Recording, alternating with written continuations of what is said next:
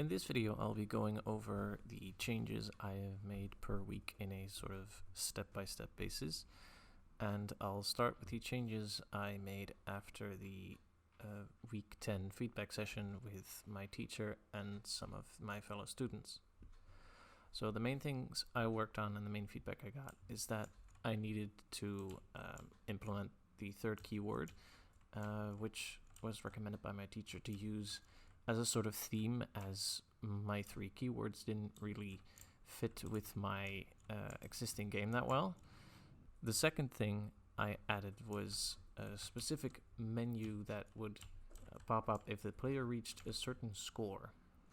This is the shield menu, and especially pay attention to this particular little text here, because only the heavy shield will be able to block the purple bullets that are shot by the enemies ahead. But it makes you slower, not only in permanent movement speed, but also while blocking itself, it slows you down even further. The double shield is kind of a more of a utility based shield, because it doesn't really change that much about your movement speed. This one simply adds a shield that also protects you at the back at the same time.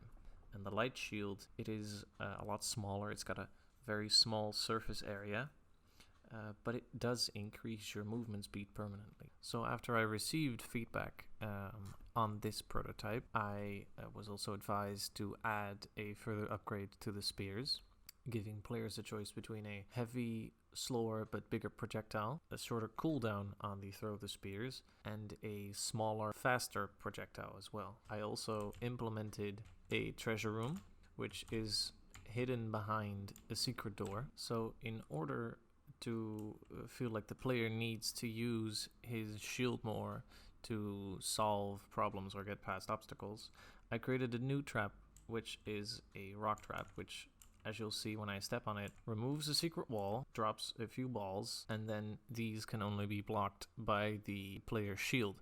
If they fall on the player instantly dies and respawns. Another example of what I implemented this week is the secret door, which I created here, which unlocks itself the moment you get close, which is why I put a coin in front of it. And then after this, you get to a new level element, which you can only overcome by using your spear. So as you see, this green cube here says hit me. So if we do just that, the ravine gets bridged by the pillar that you just hit.